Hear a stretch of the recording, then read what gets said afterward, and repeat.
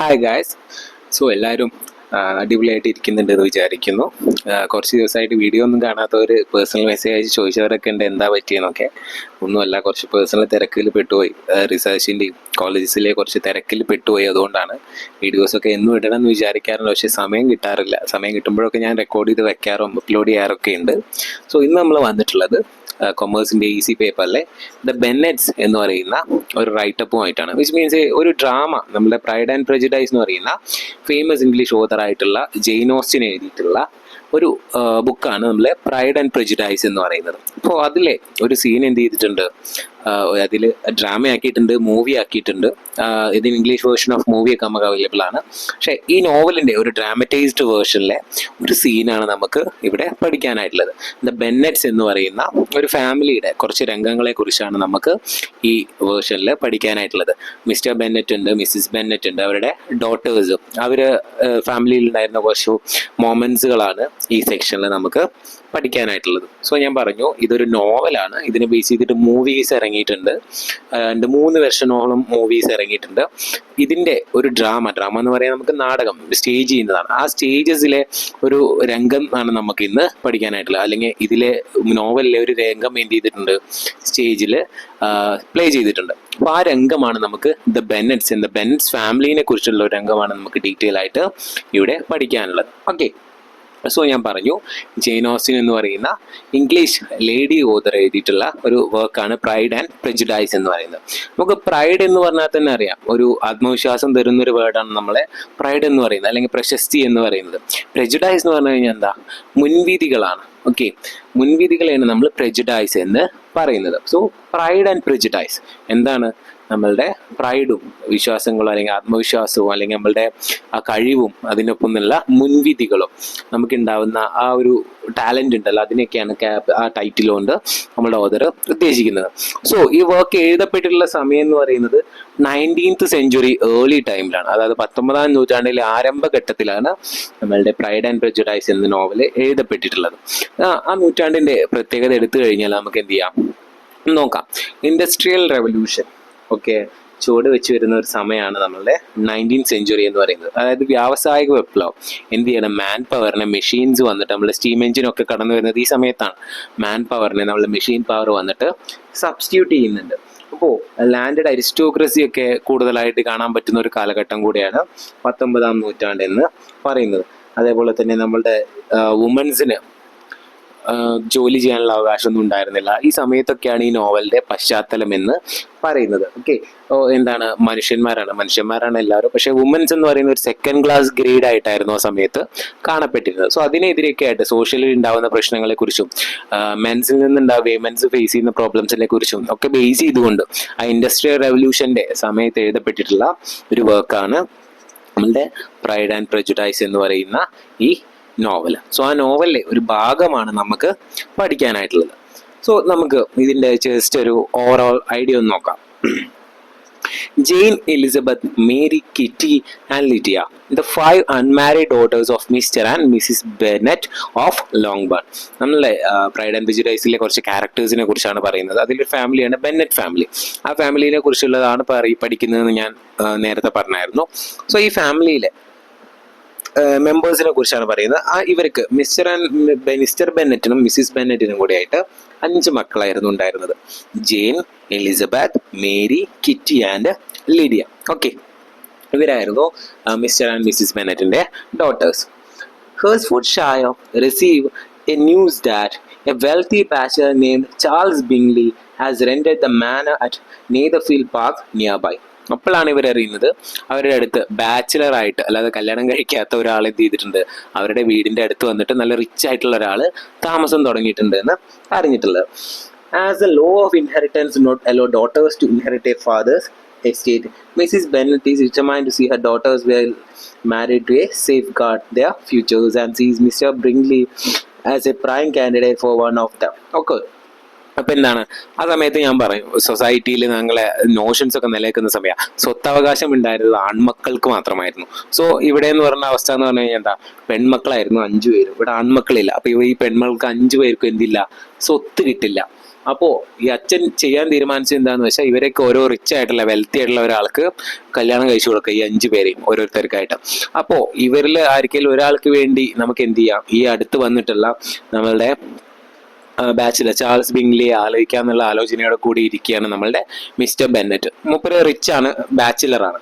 So ആരെങ്കിലും ഒരാളെ ഇയാളെ പിടിച്ചുകൊണ്ട് കെട്ടിക്കാന്നൊക്കെയുള്ള വിചാരത്തിലാണ് അച്ഛൻ ഇരിക്കുന്നത്. Okay. As a prime candidate, one of them. Back home, Jane and Elizabeth find Mr. Colin visiting. Colin is a pompous clergyman who is the heir to the Bennet estate and has every invention of one of the 5 Bennet girls. He proposes to Elizabeth, who dents his pride by turning him down. അപ്പോൾ അവിടെ ഉണ്ടായിരുന്ന ഒരു ക്ലേർജിമാൻ, പള്ളിയിലൊക്കെ ഉള്ള ഒരു പുരോഹിതൻ എന്ത് ചെയ്യുന്നുണ്ട്, ഇവരുടെ വീട്ടിൽ വന്നിട്ട് ഒരു തേർഡ് ക്യാരക്ടറായിട്ട് നമുക്ക് കാണാം, തേർഡ് സെറ്റ് ഓഫ് ക്യാരക്ടറായിട്ട് കാണാം. വൺ ഓഫ് ദ എലിസബത്തിനെ എന്ത് ചെയ്യുന്നുണ്ട്, രണ്ടാമത്തെ മകളായിട്ടുള്ള എലിസബത്തിനെ എന്ത് ചെയ്യുന്നുണ്ട്, പ്രപ്പോസ് ചെയ്യുന്നൊക്കെ ഉണ്ട്. പക്ഷെ ഇവരതിനെ സമ്മതിക്കുന്നില്ല, കാരണം ഇയാൾ അത്ര റിച്ച് ഒന്നല്ല, ക്ലർജിയാണ്, പള്ളിയിൽ വർക്ക് ചെയ്യുന്ന ആളല്ലേ. ഇവരുടെയൊക്കെ എയിം എന്ന് പറയുന്നത് ആരാണ്, ബിംഗ്ലിയെ പോലെയുള്ള ഒരു റിച്ച് ആയിട്ടുള്ള ആളാണ്. അപ്പോൾ നമ്മൾ ഇയാൾ അത്ര റിച്ച് ആയിട്ടുള്ള ആളൊന്നുമല്ല. അപ്പോൾ ഇയാൾ എന്ത് ചെയ്യുന്നുണ്ട്, ഈസിലി തന്നെ ഇവര് റിജക്റ്റ് ചെയ്യുന്നുണ്ട്. സോ ഇതാണ് ഇതിൻ്റെ ഒരു ഓവറോൾ ബിഗിനിങ് എന്ന് പറയുന്നത്. ഇനി നമുക്ക് കാണാം ഇവർ തമ്മിലുള്ള ഒരു കോൺവെർസേഷനാണ് നമുക്കിവിടെ പഠിക്കാനായിട്ടുള്ളത്. കോളിൻസ് എന്ന് പറയുന്ന ക്ലർജിമാനും എലിസബത്തും എന്ത് ചെയ്യുന്നുണ്ട്, ഈ ക്ലർജിമാൻ ആയിട്ടുള്ള കോളിൻസ് നമ്മൾ എലിസബത്തിനെ വന്നിട്ട് പ്രപ്പോസ് ചെയ്യുന്നുണ്ട്. അവൾ എന്ത് ചെയ്യുന്നുണ്ട്, അതിന് റിപ്ലൈ കൊടുക്കുന്നതും ആ രംഗമൊക്കെയാണ് നമുക്കിവിടെ പഠിക്കാനായിട്ട് ഉണ്ട്. Okay. So characters Mr. Bennet, Mrs. Bennet, Elizabeth, also referred as Lizzie, and the Bennet girls and the Mrs. Bennet. നമുക്ക് എന്ത് ചെയ്യാം, മിസ്സിസ് ബെന്നറ്റിനെ ഇവിടെ കാണാൻ പറ്റും, മിസ്റ്റർ കോളിൻസിനെ നമുക്കിവിടെ കാണാനായിട്ട് പറ്റുന്നുണ്ട്. അച്ഛനും അമ്മയുണ്ട്, എലിസബത്ത് ഉണ്ട്, നമ്മളെ ക്ലർജിമാൻ, നമ്മൾ എലിസബത്തിനെ വന്ന് സെക്കൻഡായിട്ട് പ്രപ്പോസ് ചെയ്യുന്ന ക്ലർജിമാനെ നമുക്ക് ഈ സീനിൽ കാണാനായിട്ട് പറ്റുന്നുണ്ട്. Okay. So dramatised version Simon Reade എന്ന് പറയുന്ന ഒരു ഡയറക്ടറുടെ അല്ലെങ്കിൽ ഒരു ഡ്രാമറ്റൈസറുടെ ഒരു സീനാണ് നമുക്കിവിടെ കാണാനായിട്ട് പറ്റുന്നത്. 2009 ഇത് പബ്ലിഷ് ചെയ്യുന്നത്. സോ എലിസബത്ത് വരുന്നുണ്ട്. Reenters reluctantly her sisters crowded outside the doorway. Mrs Bennet makes to leave. അപ്പോൾ എന്ത് ചെയ്യുന്നുണ്ട്, 5 സഹോദരിമാരും കടന്നു വരുന്നുണ്ട്. എലിസബത്ത് അവിടെ നിൽക്കുന്നുണ്ട്. മിസ്റ്റർ ബെന്നറ്റ് എങ്ങോട്ടോ പോകാനായിട്ട് നിൽക്കുകയാണ്. Mister Bennett means the father. Okay. Elizabeth, dear ma'am, don't go. I beg you, not go. Mr. Collins must excuse me. He can have nothing to say to me that anybody need to hear. Mrs. Bennet, no nonsense, Lizzie. I desire you will stay where you are. അപ്പോൾ എന്ത് ചെയ്യുന്നുണ്ട്, അച്ഛനോട് പറയുന്നുണ്ട്, അല്ലെങ്കിൽ അമ്മയോട് പറയുന്നുണ്ട്, അച്ഛനും അമ്മയോടൊക്കെ പറയുന്നുണ്ട് എന്ത്, അമ്മയെ പോലെ എന്നെ ഒറ്റയ്ക്കാക്കി പോകരുത്, ഞാനും വരുന്നുണ്ട് നിങ്ങളുടെ കൂടെ എന്നൊക്കെ അമ്മയോട് പറയുന്നുണ്ട്, മിസ്സിസ് ബെന്നറ്റിനോട്. ഓക്കെ. പറയുന്നുണ്ട് എന്ത്, mister Collins will excuse me, എന്നെ പോകാനായിട്ട് കോളിൻസ് അനുവദിക്കുന്നുണ്ട്. എന്ത് ചെയ്യുന്നുണ്ട്, ഞാൻ ഇവിടുന്ന് മാറി നിൽക്കാനായിട്ട് പോവാണ്. So Mrs Bennet, no nonsense Lizzy, I desire you will stay where you are. നീ എൻ്റെ ഒപ്പം വരുമൊന്നും വേണ്ട, നീ എന്താണ്, നീ ഇപ്പൊ എവിടെയാണോ നിൽക്കുന്നത് അവിടെ തന്നെ നിന്നാൽ മതി, എൻ്റെ ഒപ്പം വരുമൊന്നും വേണ്ട എന്ന് പറയുന്നുണ്ട്. എലിസബത്ത്, നോ മാമ, അതൊന്നും പറ്റില്ല, എനിക്ക് ഇവിടുന്ന് എങ്ങോട്ടേലൊക്കെ ഒന്ന് രക്ഷപ്പെടണം. Okay. Mrs Bennet, Lizzy, I insist upon you staying and hearing Mr Collins, Mr Bennet. അപ്പോൾ പറയുന്നുണ്ട്, മിസ്റ്റർ കോളിൻസ് നിന്നെ കാണാനായിട്ട് വന്നിട്ടുള്ളത്, നീ ഇപ്പോൾ ഇവിടുന്ന് പോയാൽ എങ്ങനെ ശരിയാവുക, നീ അവന് പറയാനുള്ളത് കേട്ടിട്ട് വന്നാൽ മതി. അപ്പൊ എന്താണ് രംഗം, എന്താ, നമ്മളെ കോളിൻസ് ഇവരുടെ വീട്ടിലേക്ക് ഇവളെ ചോദിക്കാനായിട്ട് എത്തിയിട്ടുള്ളത്, അവളെ ഭാര്യയായിട്ട് എടുത്തോട്ടെ എന്ന് ചോദിക്കാൻ വേണ്ടിയിട്ട് വന്നിട്ടുള്ള രംഗമാണ്. അമ്മയുണ്ട് അവിടെ, അച്ഛനുണ്ട്, എലിസബത്ത് ഉണ്ട്, സിസ്റ്റേഴ്സ് ഉണ്ട്, നമ്മളുടെ കോളിൻസും ഉണ്ട്. ഈ കോളിൻസിനെ കണ്ടപ്പോൾ തന്നെ ഇവർക്ക് വന്തികേട് തോന്നിയിട്ടാവാം മേ ബി പറയുന്നത് എന്ത്, അമ്മ ഞാൻ നിങ്ങളോടൊപ്പം വരുന്നുണ്ട്, എനിക്ക് ഇവിടെ നിൽക്കാൻ ആഗ്രഹമില്ല എന്നൊക്കെ പറയുന്നുണ്ട്. ഓക്കെ. അപ്പോൾ അമ്മ പറയുന്നുണ്ട് എന്ത്, നീ പോരണ്ട, നീ ഇവിടെ തന്നെ നിന്നാൽ മതി, അവന് കോളിൻസിന് പറയാനുള്ളത് എന്താണോ അത് കേട്ടിട്ട് വന്നാൽ മതി എന്ന് പറയുന്നുണ്ട്. Mr Bennet grimaces, avoids the appeal in Elizabeth eyes and leaves with Mrs Bennet a pause. Mr Collins grins at Elizabeth, she barely conceals of discomfort. അപ്പൊ ഇതൊക്കെ പറഞ്ഞിട്ട് അമ്മ പോകാൻ നിൽക്കുമ്പോൾ ഇവളെ സമ്മതിക്കുന്നില്ല, ഞാൻ വരികയാണെന്ന്. അപ്പൊ അച്ഛൻ എന്ത് ചെയ്യുന്നുണ്ട്, അവളൊരു നോട്ടം നോക്കുന്നുണ്ട്, പേടിപ്പിക്കുന്ന രീതിയിലൊരു നോട്ടം നോക്കുന്നുണ്ട്. എന്ത്, നീ എൻ്റെ ഒപ്പം പോരൊന്നും വേണ്ട, അവിടെ നിന്നാൽ മതി, അവന് പറയാനുള്ളത് എന്താണോ അത് കേട്ടിട്ട് വന്നാൽ മതി എന്നുള്ള ഭാവമാണ് അച്ഛനുള്ളത്. അത് കണ്ടപ്പോൾ എന്ത് ചെയ്യുന്നുണ്ട്, ഇവൾക്ക് ഒരുമാതിരി ആവുന്നുണ്ട്, ഇവൾ അവിടെ നിൽക്കാനാക്കിയിട്ട് തീരുമാനിക്കുകയാണ്. ഓക്കെ. മിസ്റ്റർ കോളിൻസ് പറയുന്നുണ്ട്, ഇനി മിസ്റ്റർ കോളിൻസ് എന്താണ്, നമ്മളുടെ എലിസബത്തിനോട് കാര്യങ്ങൾ പറഞ്ഞു തുടങ്ങണം. Okay. Miss Elizabeth, your modesty, so far from doing you any disservice rather adds to your perfections.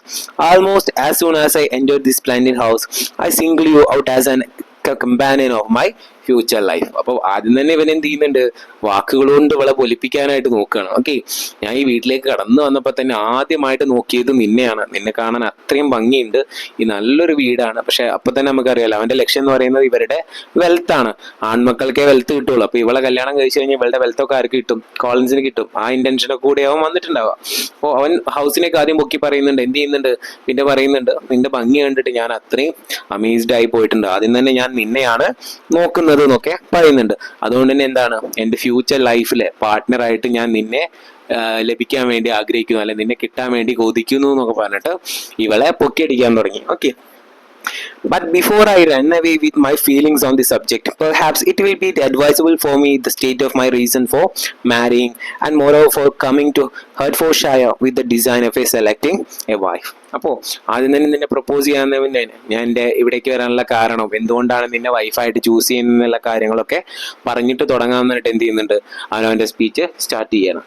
First, every clergyman should set the example of matrimony in his parish. അപ്പോൾ ഓരോന്നായിട്ട് പറയുന്നുണ്ട്, ഓരോ എക്സാമ്പിളായിട്ട് അവൻ ഇവിടെ വരാനും ഇവളെ ഭാര്യയായിട്ട് ചൂസ് ചെയ്യാനൊക്കെ ഉള്ള കാരണം എന്താണെന്നൊക്കെ പറഞ്ഞുകൊണ്ട് എന്ത് ചെയ്യാൻ തുടങ്ങാണ്. അതിൽ ഫസ്റ്റ് റീസൺ ആണ് എവറി ക്ലർജിമാൻ, എല്ലാ ക്ലർജിമാൻ എന്ത് ചെയ്യണം, should set the example of matrimony in his parish. അവന്റെ ഇടവകയിലെ ഒരാളെ തന്നെ എന്ത് ചെയ്യണം, കല്യാണം കഴിക്കണം എന്നുള്ളതാണ് ഒന്നാമത്തെ ആഗ്രഹം എന്ന് പറയുന്നത്. It will add very greatly to my happiness. അപ്പോൾ സ്വന്തം ഇടവകയിലെ ഒരാളെ കല്യാണം കഴിക്കുക എന്നുള്ളതാണ് എന്നെ സംബന്ധിച്ച് സന്തോഷമുള്ള ഒരു കാര്യമാണ്. And perhaps I ought to have mentioned this earlier. It is advice and recommendation of my patrons, Lady Catherine, that I marry as soon as I can, provided I choose with discretion. Your wit and vivacity, I think, will be acceptable to her, especially when tempered with the silence to respect which her rank will inevitably exile. അപ്പോൾ പറയുന്നുണ്ട്, ഒന്നാമത്തെ കാരണം എന്നുള്ളത് എൻ്റെ ഇടവകയിലുള്ള ഒരാളെ കല്യാണം കഴിക്കണം, അതാണ് എൻ്റെ ഒരു ആഗ്രഹം, അത് എൻ്റെ ഒരു സന്തോഷം കൂടെയാണെന്ന് രണ്ടാമത് പറയുന്നുണ്ട്. പിന്നെ പറയാണ് കാതറിൻ എന്ന് പറയുന്ന എൻ്റെ പാറ്റേൺ അല്ലെങ്കിൽ ഇവനെ ലുക്ക് ആഫ്റ്റർ ചെയ്യുന്ന ആൾ പറയുന്നുണ്ട്, നീ എത്രയും പെട്ടെന്ന് കല്യാണം കഴിക്കണം, എന്നിട്ട് എന്ത് ചെയ്യണം, നല്ലൊരു ലേഡീനെ എനിക്ക് കൊണ്ടുത്തരണം എന്ന് പറഞ്ഞിട്ട് ഇവനെ പ്രസ് ചെയ്യുന്നുണ്ട്. സോ അതുകൊണ്ടൊക്കെ തന്നെയാണ് ഇവിടെ നിന്ന് ഞാൻ കല്യാണം കഴിക്കുന്നത്, നിന്നെ ചൂസ് ചെയ്തതെന്നൊക്കെ പറയുന്നുണ്ട്. നല്ലൊരു ലേഡിയാണ് നീ എന്നൊക്കെ കേട്ട് എന്ന് പറഞ്ഞിട്ട് ഇവളെ പൊക്കി അടിച്ചുകൊണ്ടേ ഇരിക്കുകയാണ്. Okay, and now nothing remains but to assure you in the most animated language of the violence of my affection, though no ungenerous approach shall ever pass my lips when you are my wife. അപ്പോൾ പറയുന്നുണ്ട്, അതുകൊണ്ടൊക്കെ കൂടിയാണ് ഞാൻ അവിടെ വന്നിട്ടുള്ളത്. നിന്നെ കണ്ടിട്ട് ഞാൻ എന്ത് ചെയ്തിട്ടുണ്ട്, അത്രയും ഇംപ്രസ്ഡ് ആയി പോയിട്ടുണ്ട്. കല്യാണം കഴിഞ്ഞാലും ഞാൻ നിന്നെ വാക്കുകൾ കൊണ്ടുപോലും നോയിക്കില്ല, നിന്റെ ലിപ്സ് കൊണ്ടുപോലും നിന്നെ ഞാൻ ലോപിപ്പിക്കില്ല എന്ന് പറയുന്നുണ്ട്. മീൻസ് വാക്കുകൾ കൊണ്ട് നോയിപ്പിക്കില്ല എന്നുള്ളതാണ് മീനിങ്. ഓക്കെ, നിന്നെ ഞാൻ എന്നെ പൊല്ലുപോലെ നോക്കിക്കോളാം എൻ്റെ ഭാര്യയായിട്ട് എന്നൊക്കെ പറഞ്ഞിട്ട് എന്ത് ചെയ്യുന്നുണ്ട്, ഇവളെങ്ങനെ പ്രശംസിച്ചുകൊണ്ടേ ഇരിക്കുകയാണ് നമ്മളുടെ ആള് ആര്, കോളിൻസ്. എലിസബത്ത് പറയുന്നുണ്ട്, you are too hasty sir, you are too hasty sir. അപ്പോൾ ഇവന്റെ പൊക്കിയടിക്കൽ കണ്ടപ്പോൾ തന്നെ ഇവൾക്ക് എന്ത് ചെയ്യുന്നുണ്ട്, ഒരു ഡൗട്ട്, നെഗറ്റീവ് ഫീലിംഗ് എന്ത് ചെയ്യുന്നുണ്ട്, വരുന്നുണ്ട്. അപ്പൊ തന്നെ ഇവള് പറയുന്നുണ്ട്, യു ആർ ടു ഹേസ്റ്റി, നിനക്ക് ഭയങ്കര സ്പീഡാണല്ലോ, അല്ലെങ്കിൽ നീ ഭയങ്കര തിടുക്കത്തിലാണല്ലോ മുന്നോട്ട് പോകുന്നത്, നീ അപ്പോഴേക്കും എന്നെ വൈഫാക്കിയോ എന്നൊക്കെ ചോദിക്കുന്ന ഒരു attitude. Okay, so you forget that I have made no answer, let me do it without further loss of time. പറയുന്നുണ്ട്, ഞാൻ ഓക്കെ പറയുന്നതിന് മുന്നേ വൈഫ് എന്നൊക്കെ എന്നെ പ്രൊനൗൺസ് ചെയ്യാൻ തുടങ്ങിയോ, എന്തർത്ഥത്തിലാണ് വൈഫായിട്ടൊക്കെ എന്നെ പ്രൊനൗൺസ് ചെയ്യുന്നതെന്നൊക്കെ അവനോട് ചോദിക്കുന്നുണ്ട്. ഇനി എന്ത് പറയുന്നുണ്ട്, എനിക്ക് ഓരോ കൺസെപ്റ്റുകൾ ഉണ്ട്, അത് ഞാൻ പറയട്ടെ പറഞ്ഞു. First, accept my thanks for the compliment you are paying me. ഇന്ന് എത്രയും നേരം ഇരുന്ന് പൊക്കി അടിച്ചതിന് ഞാൻ ആദ്യം തന്നെ നന്ദി പറയട്ടെ. ഞാൻ അതാണ് ഇതാണ് എന്നൊക്കെ നീ പറഞ്ഞില്ലേ, ഓക്കെ, അതിന് thank you. Okay, second, I am very sensible of the honor of your proposals, and third, it is impossible for me to do otherwise than decline them. പറയുന്നുണ്ട്, നീ എന്നെ പ്രപ്പോസ് ചെയ്തതിലും വിരോധമൊന്നുമില്ല, തെറ്റൊന്നുമില്ല, പക്ഷേ എൻ്റെ റിപ്ലൈ എന്താണ്, ഇറ്റ്സ് എ നോ. എനിക്ക് നിന്നെ ഒരിക്കലും കല്യാണം കഴിക്കാനായിട്ട് പറ്റില്ല. Impossible other than two decline dum, എനിക്ക് നിന്നെ നിരസിക്കേണ്ടി വരും, നിന്നെ കല്യാണം കഴിക്കാൻ എനിക്ക് സാധിക്കില്ല എന്ന് പറയുന്നുണ്ട്. മിസ്റ്റർ കോളിൻ സ്റ്റിൽ സ്മൈലിംഗ്, അവൻ ചിരിച്ചുകൊണ്ട് അവിടെ ഇങ്ങനെ നിൽക്കുന്നുണ്ട്. I know it is not unusual for young ladies to reject the addresses of the man whom they secretly mean to accept themselves. Sometimes the refusal is repeated a second or even a third time. I am therefore by no means discouraged by what you have just said and shall hope to lead you to the altar before long പറയുന്നുണ്ട്. അതൊന്നും കുഴപ്പമില്ല. ചെറുപ്പക്കാരന്മാരെ നിരസിക്കുക എന്ന് പറയുന്നത് love proposals നിരസിക്കുക എന്നുള്ളത് ആദ്യത്തെ കാര്യമൊന്നുമല്ല. 1-2 വട്ടമൊക്കെ നിരസിക്കും, പിന്നെ അങ്ങ് സംഭവിച്ചോളും എന്നുള്ള മട്ടിലാണ് നമ്മളുടെ കോളിൻസ് നിൽക്കുന്നത്. ഞാൻ എന്ത് ചെയ്യാം, ആൾത്താര വരെയുള്ള ആ ദൂരം നടക്കുമ്പോഴേക്കും ചിലപ്പോൾ നിന്റെ മനസ്സ് മാറിയേക്കാന്നൊക്കെ ഇവള് പറയുന്നുണ്ട്. ഓക്കെ, ഞാൻ നിന്നെ ഡിസ്കറേജ് ചെയ്യാനും വന്നതല്ല, ഒരു ഹാമും ചെയ്തിട്ടില്ല എന്ന് ഇവളോട് പറയുന്നുണ്ട്. അപ്പൊ നീ എങ്ങനെയും എസ് പറയും എന്നുള്ളൊരു ആറ്റിറ്റ്യൂഡിലാണ് ആര് നിൽക്കുന്നത്, കോളിൻസ് നിൽക്കുന്നത്. മീൻസ് ആദ്യം 1-2 വട്ടം നോ പറഞ്ഞാലും പിന്നെ ഇവള് യെസ് പറഞ്ഞോളും എന്നുള്ളൊരു മനോഭാവത്തിലാണ് നമ്മളെ കോളിൻസ് എന്ന ക്ലർജിമാൻ നിൽക്കുന്നത്. ഓക്കെ, എലിസബത്തിന്റെ റിപ്ലൈ നോക്കൂ. Your hope is rather extraordinary after my declaration. ഞാൻ ഇത്രയൊക്കെ പറഞ്ഞിട്ടോ നിനക്ക് ഒരു മടുപ്പില്ലല്ലേ ചോദിക്കുന്നുണ്ട്. നീ ഇപ്പോഴും വൻ പ്രതീക്ഷയിലാണ് ഇരിക്കുന്നത്. ഞാൻ എങ്ങനെയാലും നിന്നെ കല്യാണം കഴിക്കുന്നുള്ള പ്രതീക്ഷയിലാണ് നീ ഇപ്പോൾ ഇരിക്കുന്നത്. പക്ഷെ എന്താണ്, അതൊരിക്കലും നടക്കാൻ പോകുന്നില്ല. ഞാൻ നിരസിച്ചിട്ടും നീ ഒരു ഹോപ്പോട് കൂടിയാണ് ഇരിക്കുന്നത്. I am not one of those young ladies who are so daring to ask it is risk your happiness one of the chances of being ask for a second time. പലതരം പെൺകുട്ടികളെ നീ കണ്ടിട്ടുണ്ടാവും, പക്ഷെ എന്നെ പോലെ ഒരു പെൺകുട്ടിയെ നീ കണ്ടിട്ടുണ്ടാവില്ല, യങ് ലേഡിയോ. ഒരു വട്ടം നോ പറഞ്ഞ് കഴിഞ്ഞാൽ നോ തന്നെയാണ് അർത്ഥം. പിന്നെ 2ാമത്തെ വട്ടം യെസ് പറയുന്ന ഒരു തരത്തിലുള്ള പെൺകുട്ടിയല്ല ഞാൻ എന്ന് അവള് പറയുന്നുണ്ട്. Okay, you could not make me happy and I am convinced that I am the last person in the world to make you so നിനക്കൊരിക്കലും എന്നെ സന്തോഷമായിട്ട് ഇരുത്താനായിട്ട് പറ്റില്ല. പക്ഷെ എനിക്കൊരു കാര്യം ഉറപ്പാണ്, നിന്നെ ഈ ലോകത്ത് ഏറ്റവും കൂടുതൽ സന്തോഷിപ്പിക്കുന്നത് ഞാനായിരിക്കും. പക്ഷെ എന്നെ സന്തോഷിപ്പിക്കുന്ന ആളെന്ന് പറയുന്നത് ഒരിക്കലും നീയാകാൻ പോകുന്നില്ല. Okay, I am perfectly serious in my refusal. I wish you very happy and very rich, and by refusing your hand do all in my power to prevent you being otherwise. അപ്പോൾ ഞാൻ എൻ്റെ നിലപാടിൽ ഉറച്ചു നിൽക്കുന്നു. ഞാൻ ഇനി ഒരിക്കലും മാറ്റാനായിട്ട് പോകുന്നില്ല. ഞാൻ ഒരിക്കലും നിന്നെ കല്യാണം കഴിക്കാനായിട്ട് പോകുന്നില്ല. ഞാൻ എന്ത് ചെയ്യുന്നുണ്ട്, നല്ലൊരു പെൺകുട്ടിയെ കെട്ടാൻ നിനക്ക് ഓൾ ദ ബെസ്റ്റും വിഷസും ഒക്കെ നേരുന്നുണ്ട്. പക്ഷേ ഇന്ത്യ എന്തില്ല, ഈ കല്യാണം മുടക്കാൻ വേണ്ടിയിട്ട് അല്ലെങ്കിൽ നിന്റെ ഈ പ്രപ്പോസൽ നിരസിക്കാൻ വേണ്ടിയിട്ട് ഏതറ്റം വരെ പോകാനും ഞാൻ റെഡിയാണ്. അതൊരിക്കലും ഞാൻ അക്സെപ്റ്റ് ചെയ്യാനായിട്ട് പോകുന്നില്ല എന്നാണ് ആര് പറയുന്നത്, നമ്മളുടെ എലിസബത്ത് അവിടെ പറയുന്നത്.